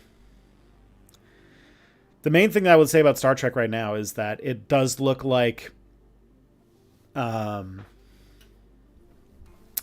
think that it seems like Paramount Plus is struggling, and I feel like it would be fairly likely that we might be entering into a third Star Trek Dark Age where Paramount Plus goes down and we have no Star Trek for another 20 years, which would make me very sad. So that sucks. Especially because this new Strange New World season is a fucking bop. I love it. Haven't watched the new episode yet, but I'm pretty excited for it. And like Lower Decks and stuff like that. And I don't really want another Star Trek drought, but I think we might be heading towards one just because like the entire television industry is like imploding right now, because it turns out that for the same reason that like every video game being a live service didn't work out, every media company trying to make its own streaming service didn't work out. And now they're like cutting their catalogs and canceling shows and scaling stuff back. And it's just like, oh, I think the only one that's actually going to survive this is like Amazon. The Star Trek Dark Age only lasted 4 years, actually. Yeah, I guess if you're talking about the difference between Star Trek Nemesis and the what's it called, the 2009 reboot, that is only 4 years, but or 2009 to 2002, so that's 7 years. So that Netflix won't survive. I mean, Netflix is already canceling a lot of shows. Its flagship show, Stranger Things, ends next season. Their other big show, The Witcher, has a major and very, very controversial casting change happening.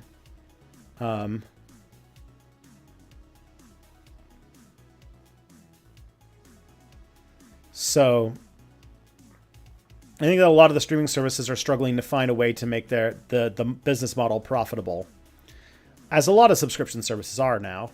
And they don't really know what's afterwards. You forgot Enterprise. Oh yeah, Enterprise ended in 2004. So yeah, 2004 to 2009. So that would have been 5 years.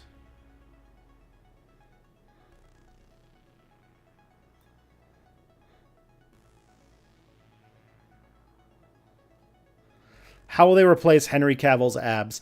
I have a suspicion that I imagine that what's his name, Liam Hemsworth's abs are also pretty intense. So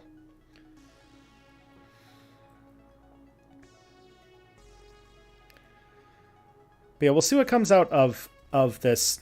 Like, I feel like if Paramount Plus goes down, we will not have Star Trek until Paramount figures out what else to do with the IP after they figure out what to do after Paramount Plus goes down, which I don't know what that's going to be yet. But like, they've already scaled back the Section 31 show, which honestly I'm kind of relieved for. That's also because Michelle Yeoh is probably too expensive to headline a show now because of Everything Everywhere at All at Once. But like, it seems I sense that I don't think, I have a feeling that like they canceled Discovery, so Discovery ends next year. They canceled Prodigy, so Prodigy ends however it ends. So we'll see where we go from there, but like, I don't know what's after that. I don't know what like, it could be that, in a few years the only Star Trek on the air is going to be Strange New Worlds and Lower Decks, which honestly I'd be here for. That would be a few years of very good Star Trek content. If any of those end, or if Paramount Plus goes down and both of them go out of business, then I don't know what we get for, like, I don't know what the next thing is.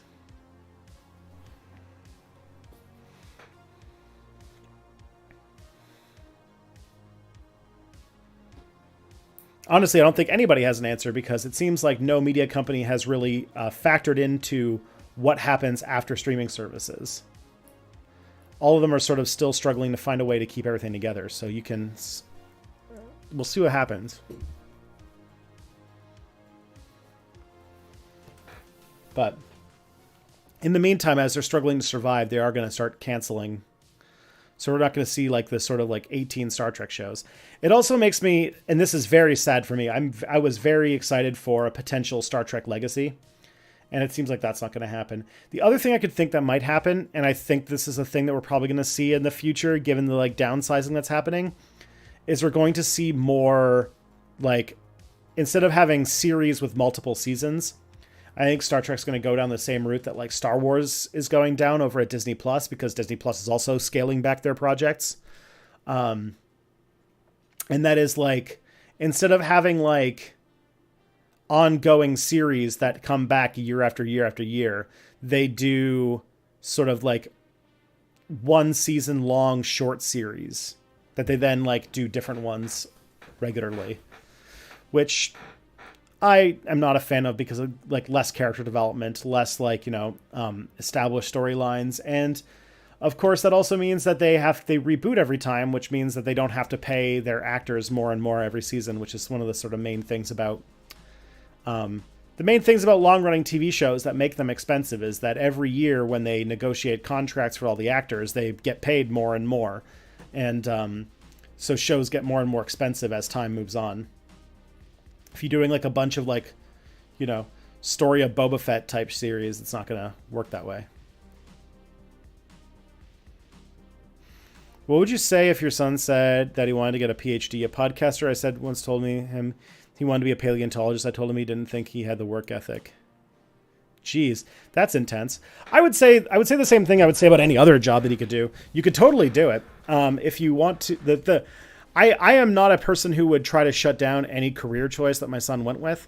I would say that there are jobs that, there are different careers that are easier and harder to get into.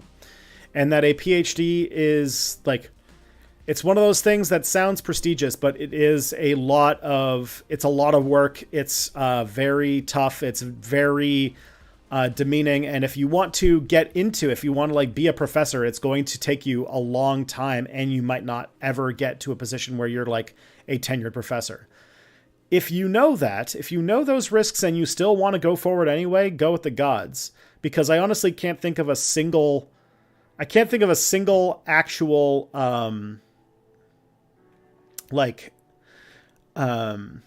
of any single career path right now that I would say is like a safe and stable career thing to go down at the moment. But that's them.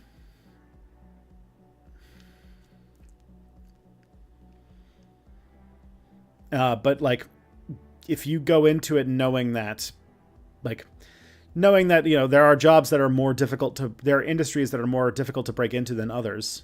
Like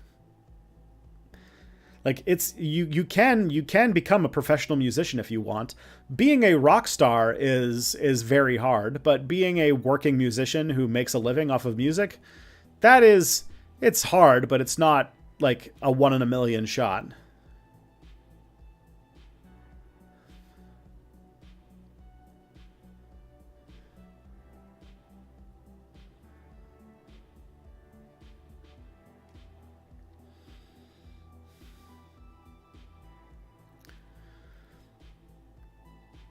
But yeah, I'm not like I think when I was a kid, my dad used to say that, like, obviously this was a joke because I went into history and he never gave me shit for it.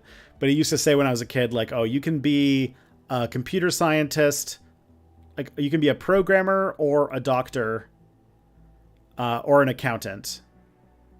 Like you can do those 3 jobs. Those are the 3 jobs you're allowed to do. It's just like, yeah, okay.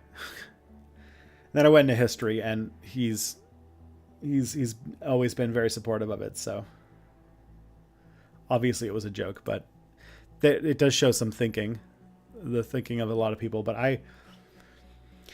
I would say that the best job that you can do is find the thing that nobody else wants to do and you do want to do. And if you can enjoy something that no one else wants to do, that's the thing that's going to really make you your job. And if that's some part of history, then yeah, go for it, or whatever kind of thing you want to go into. The only really like career paths that if my son got into, I would be like really upset about would be if he chose to become like a soldier or like a police officer. Those are one I like going down the route of becoming like a professor or going into a PhD. Like I mean that's his own decisions. If he like chose to be like a soldier or a cop, I would feel like I like literally failed as a parent.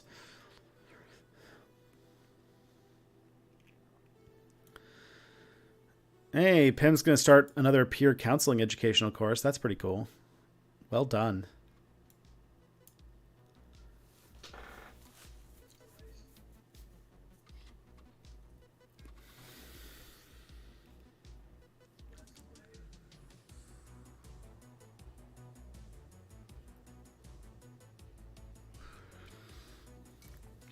It's great to, yeah. Daniel, boy, do I know it. I'm a YouTuber. What's it called? Last year was the first time I ever even had to pay taxes. That's how little money I make doing YouTube.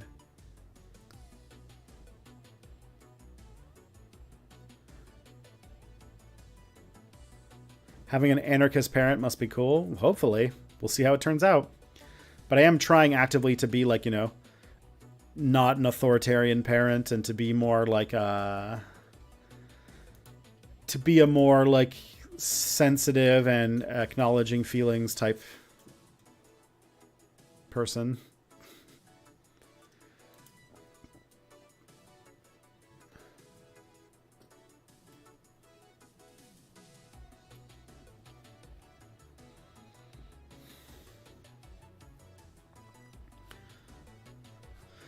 I talked to a prof last year and he said, if you don't plan on working in academia, then don't bother with a PhD. That is true.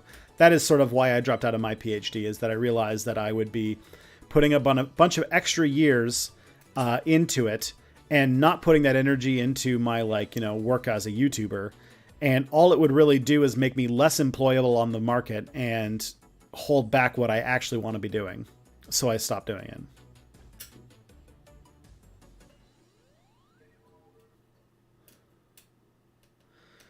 Do you think it's a problem that we assume that grades you got at like 11 set you're academically capable for the rest of your life? Yes, that is bullshit. I do agree. Canada doesn't have as many of those like standardized tests, and I think that the only reason why I was able to get as far as I was in life is because we didn't have standardized tests to do that. Well, we have some standardized tests, but they're like a literacy test and stuff like that.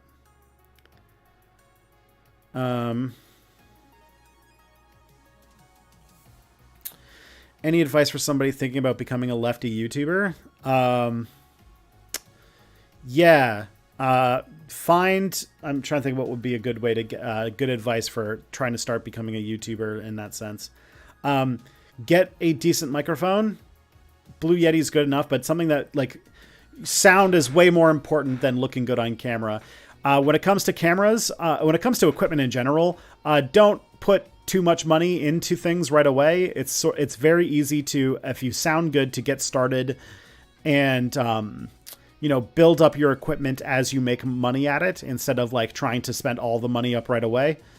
And put a lot of effort into making good thumbnails and titles that are engaging and tell stories and intrigue people to click and such. Thumbnails and titles honestly should be as much of a consideration as like the video itself. And if there's one thing that I would say for reasons of like trying to, if you have eyes to be a professional and do it like full time, don't add explicitly like this is a left-wing thing to your title. As you've noticed that I don't like, Step Back is not called Communist History or Communist YouTuber or anything like that, and that I keep myself I keep my cards a little bit close to the chest when it comes to what political labels apply to me in my videos, specifically because lots of people who are conditioned to think that left-wing things or socialist things are inherently bad might come across my content and use it to immediately dismiss what I have to say. And I try to give them, the ideas rather than the labels so that they can actually get into it. I'm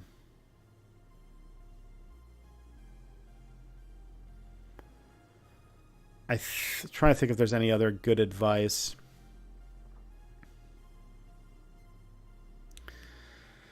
I would say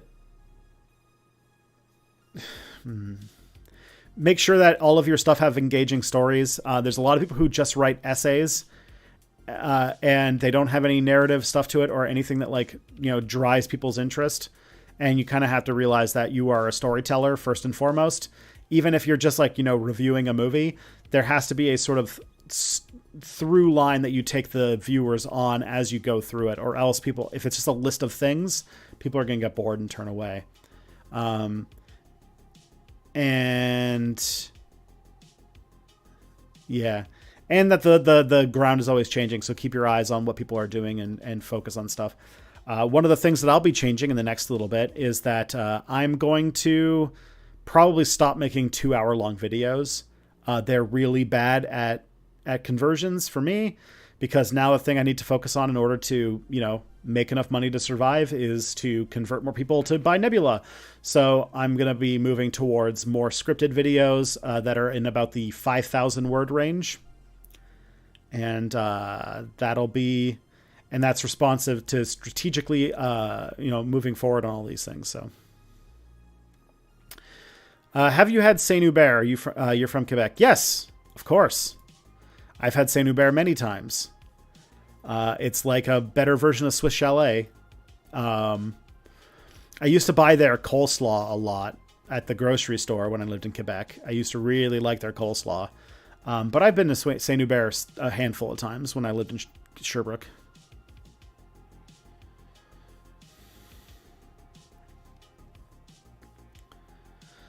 The 2-hour-long video essays is going out of fashion anyway. Yeah, I think that we should go back to the half-hour video essay that you can do multiple different videos on.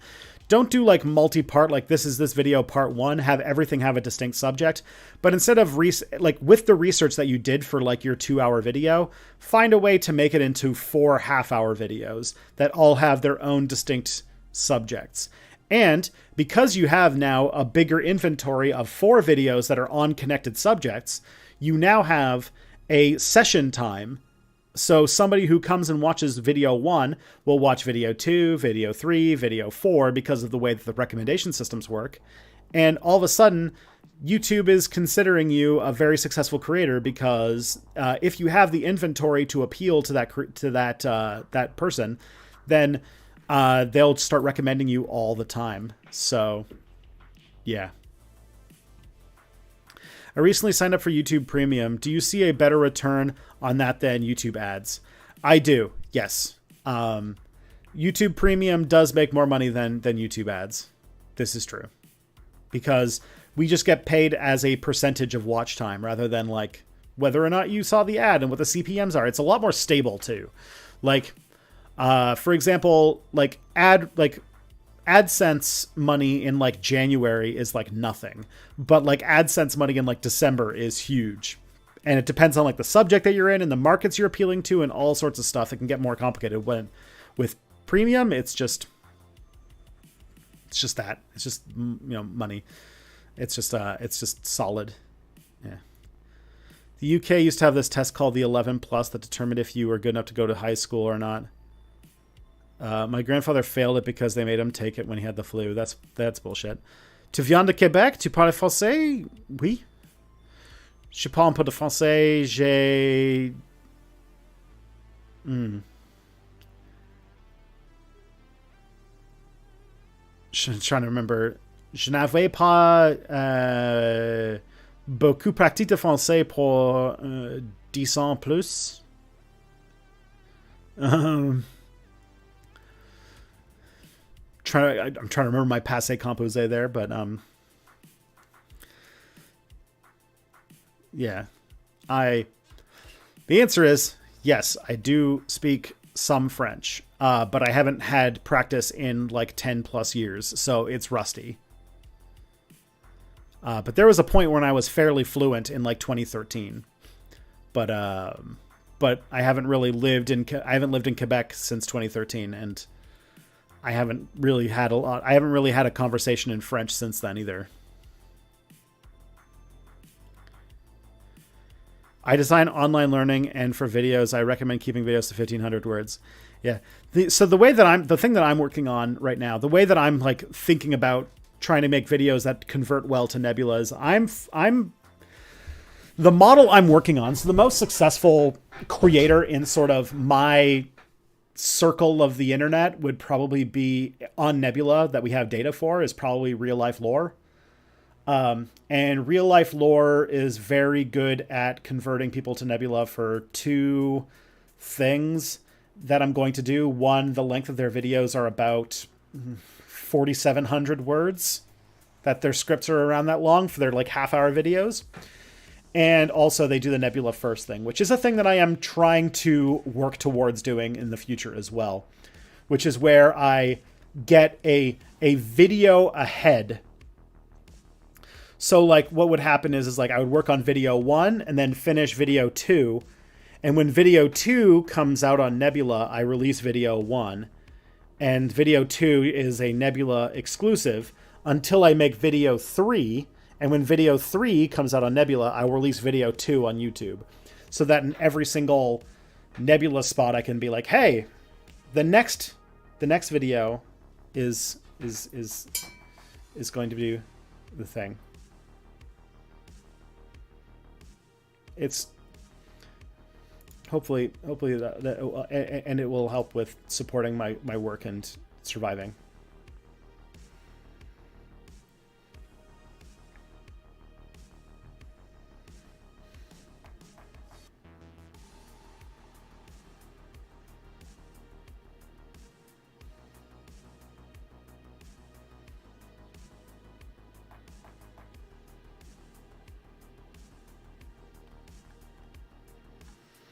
Alrighty. Do you have memories of the 2012 student protests? Kind of, yeah.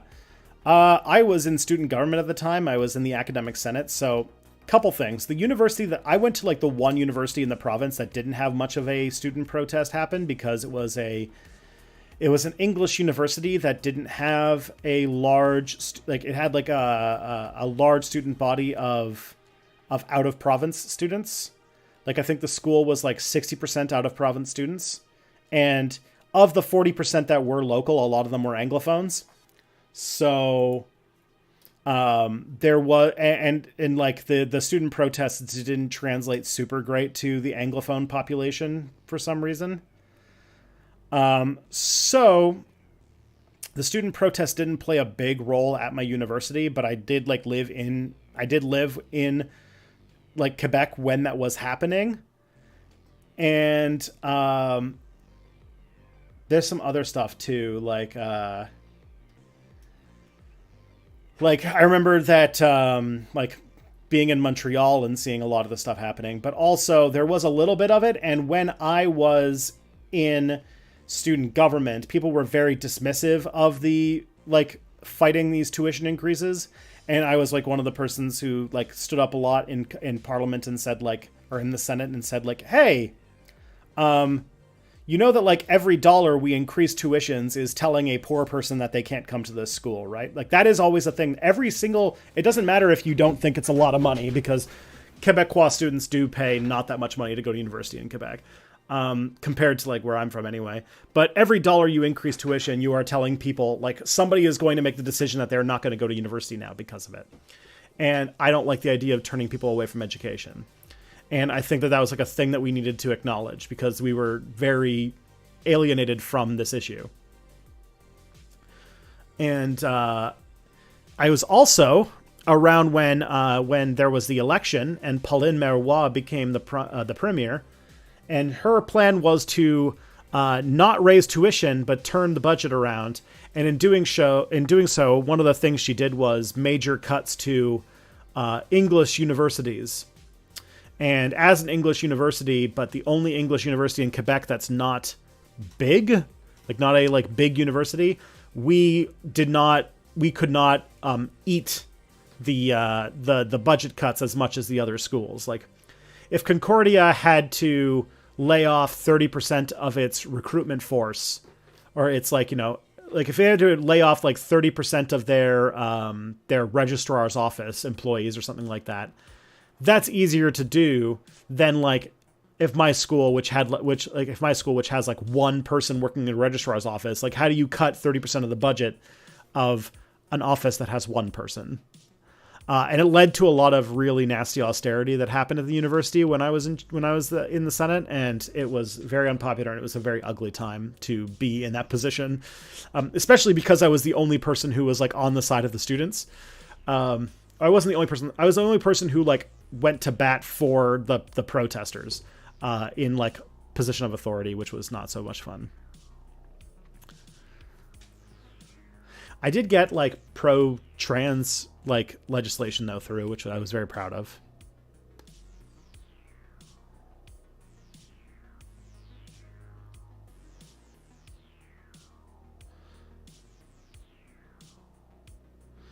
As a historian, what do you think of the Voyager episode where a copy of the Doctor wakes up in an alien museum 700 years in the future and he has to tell them all their history is wrong? It's pretty good. What university did I work at? I worked at Bishop's. I was a Bishop's student. And I was in the academic senate at Bishop's. I was the humanities senator because history was in the humanities at Bishop's.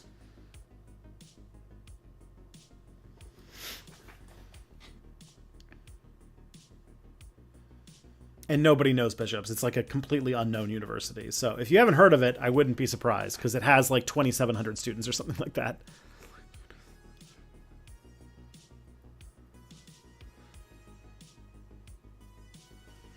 But it's one of like 3 English universities in the whole of Quebec.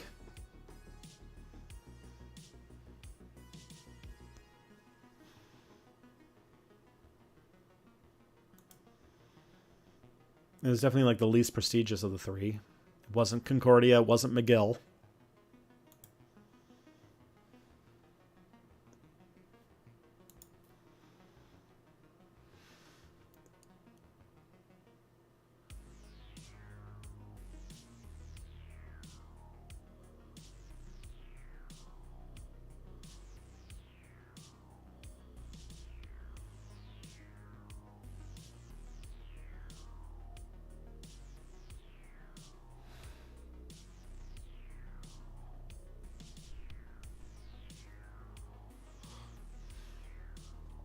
The only thing, and obviously this seems like it's less good in retrospect, is that we had a cool little like program where history students could go and do internships at Ubisoft, where they would be like they would do history research for the Assassin's Creed games. Obviously, Ubisoft is not exactly a great place to live, as we found out, but I remember there was a lot of students who went through that, and they had a really good time doing it. And we used to always get like a cool presentation about like what part of the Assassin's Creed game they worked on or whatever. I think when I was in undergrad was when they were doing the like French Revolution one. Because one of the people that I knew who did it was working on making like a really accurate representation of one of the churches in Paris. I want to say.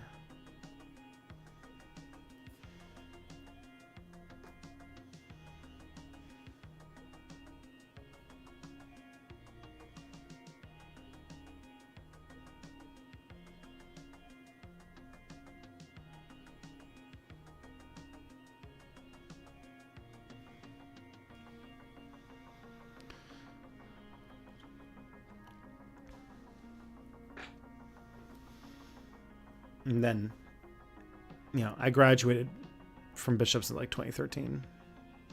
That's when I moved to Ontario to go to grad school. And I still live in London today. Or should I say I moved back to London?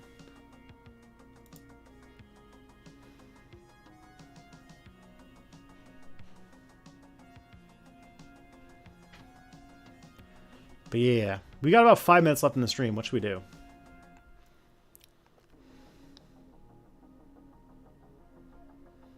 Let's do this, guys.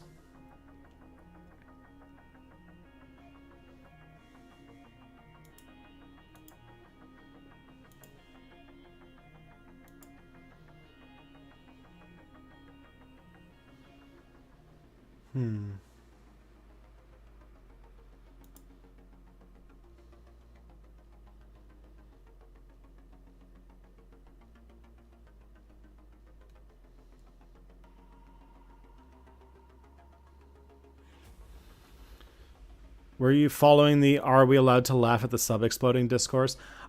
Since I was in California, I didn't follow it too close, but I found it very funny.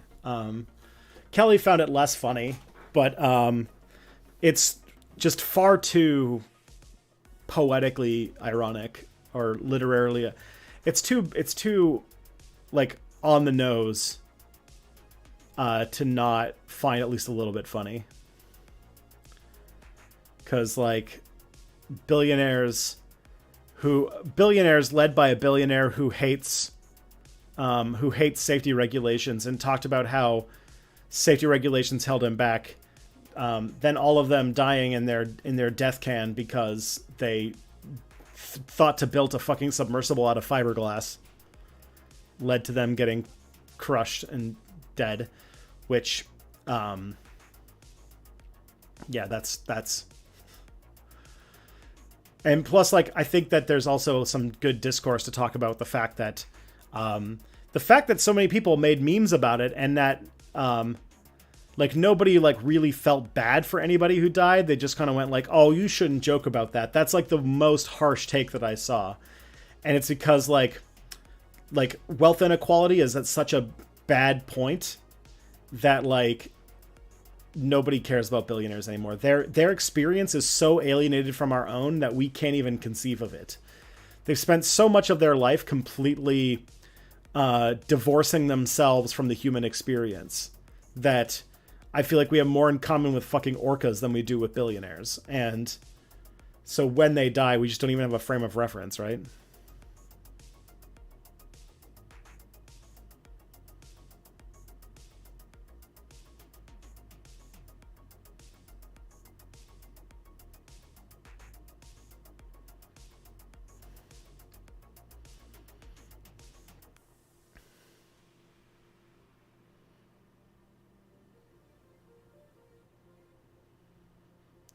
Critical support for the socialist orcas. Oh yeah. I guess we haven't had a chance to talk about how based orcas are. The orcas attacking all the yachts has been pretty amusing.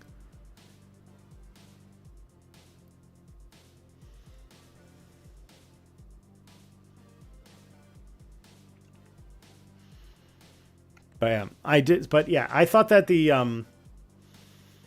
don't know. I for one, I think I said once in like a podcast that my empathy for people goes way, way down once their like net worth goes above 7 digits. And so billionaires who paid more than I make in let me do the math here. I need to make the most accurate joke ever.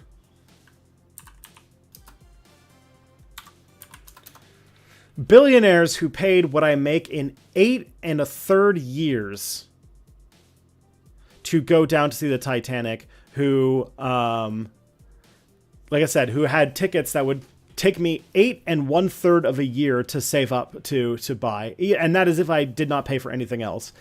Going down to the Titanic, a place that's known for being a monument to technological hubris, being led by a billionaire who actively like stated that he didn't like safety regulations and only hired like young and inexperienced engineers because all of the experienced engineers are like on the record saying like this is extremely stupid and dangerous. Then that led to and then they ended up, because of all of that, being like crushed alive in this accident. I don't know. there's just it's too poetic for me to find it anything but hilarious.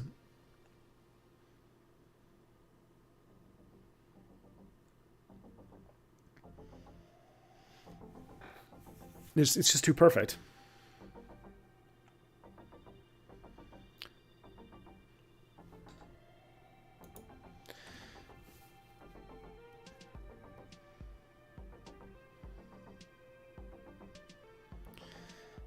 Plus, also the other part that was very funny was the guy who was like the son or stepson of one of the people who got crunched, and he like went to a fucking Blink-182 concert while they were out searching for them still, and was like, "Hey Travis, like, come I like my dad would want me to be out here," which I thought was really funny.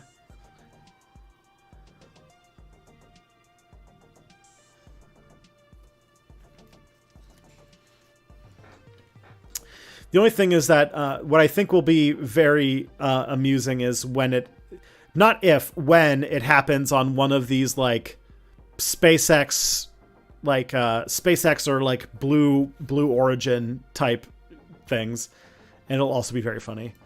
Apparently, the sub had a detector that can tell you if the hull is about to implode, but can only give you 60 seconds notice, which is not enough time to do anything. Oh boy, that's fun.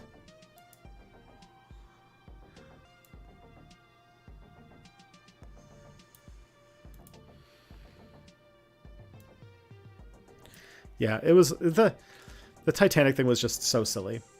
All right, guys, it's 2:00. I've got a positive leftist news to edit, and then I have a step back video to edit. So I've got a very long weekend ahead of me getting all that shit done. So I'm going to close things down for now until next week.